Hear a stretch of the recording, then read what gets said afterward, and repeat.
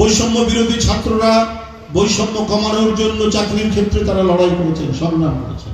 জনগণ তো তার ভোটাধিকার ফিরে পেতে চায়, কিন্তু মূল সংগ্রাম তো 16 বছর ধরে চলেছে। মূল সংগ্রাম ছিল যে ভোটাররা ভোট দিতে পারেনি। বিএনপি কয়েকটি অঙ্গ সংগঠনের একটি সভা ছিল, সেখানে বৈষম্য বিরোধী, এখন এনসিপি তারা রাজনৈতিক দল করেছে। তাদের এক নেতা নির্বিঘ্নে বলে গেলেন যে ফেব্রুয়ারিতে নির্বাচন হবে না, রোজার আগে নির্বাচন হবে। তো ভাই, কখন নির্বাচন হবে?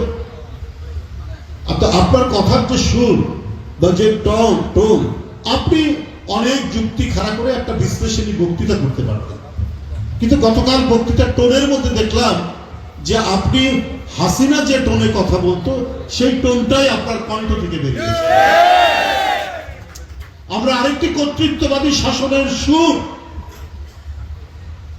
কর্তৃত্ববাদী একজন শাসকের যে অ্যাটিটিউড, মনোভাব, কাউকে আমরা তার বক্তব্য থেকে পেলাম, ছেলে মানুষ, কয়দিন আগেই ছাত্র ছিল, কিন্তু এইরকম আচরণ হবে কেন?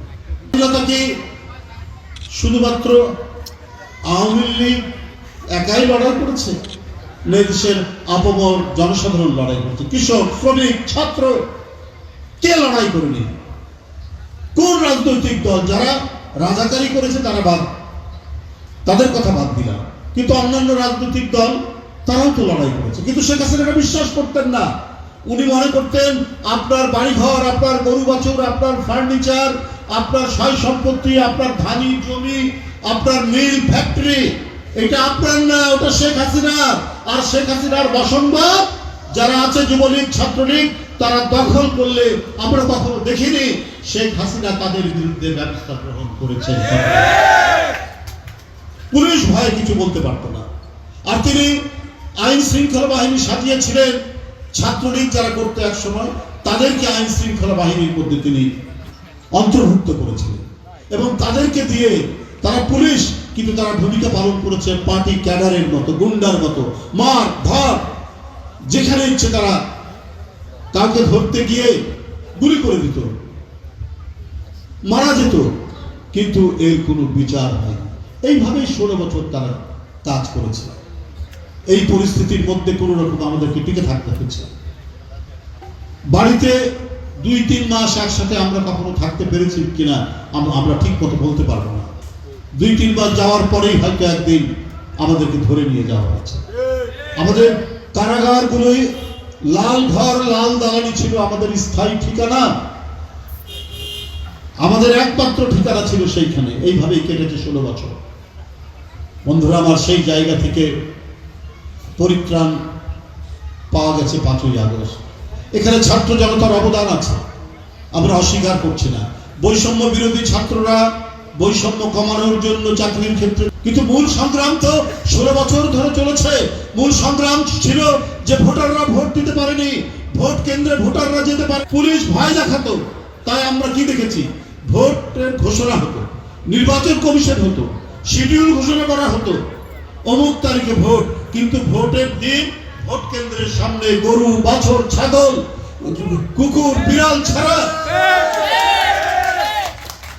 আপনার মানব সন্তানকে দেখা যেত না, ভোটারদেরকে দেখা যেত। অভিনব অভিনব আমরা ভোট দেখেছি শেখ হাসিনা বলে। আবার আরেকটি ভোট দেখলাম 2018 সালে, দিনের ভোট রাত্রে হয়ে গেল, অদ্ভুত ব্যাপার। আবার 2024 সাল, কোন দল অংশগ্রহণ করেনি। এই ভোটকে বলা হলো আমরা আর মামুরা, নিজেরা নিজেদের ভোট। এইভাবে আপনার নির্বাচন কমিশন ধ্বংস করেছে, গণতন্ত্র ধ্বংস করেছে, ভোট ধ্বংস করেছে, মানুষের অধিকার ধ্বংস করেছে, মানুষের কথা বলার স্বাধীনতা ধ্বংস করে একক কর্তৃত্ববাদী এক ভয়ঙ্কর সম্রাজ্ঞী হয়ে উঠেছিলেন শেখ হাসিনা। তো তার পতন হলো 5ই আগস্টে। এখন জনগণ তো তার ভোটাধিকার ফিরে পেতে চায়। আমাদের আরো অনেক কাজ আছে, সংস্কার করতে হবে, যাতে ফ্যাসিবাদের উত্থান না হয়। এই সমস্ত কাজও করা হচ্ছে। কিন্তু নির্বাচন যদি দূরে চলে যায়, তাহলে আপনার গণতন্ত্রের কি অবস্থা হবে? গণতন্ত্র মানে যেমন আরো অনেক বিষয় আছে, ন্যায় বিচার, সুশাসন, আইনের শাসন, সংবাদপত্রের স্বাধীনতা, আমার অবাধ সুষ্ঠু নির্বাচন, যেটা বারবার বাধাগ্রস্ত করেছে, ধ্বংস করেছে শেখ হাসিনা, সেটা তো কিছু হলো না। কারণ যারা শাসন ক্ষমতায় থাকবে তাদেরকে জনগণের কাছে জবাবদিহিতা করতে হবে। এটাই হচ্ছে সবচাইতে বড় আইন, গণতন্ত্রের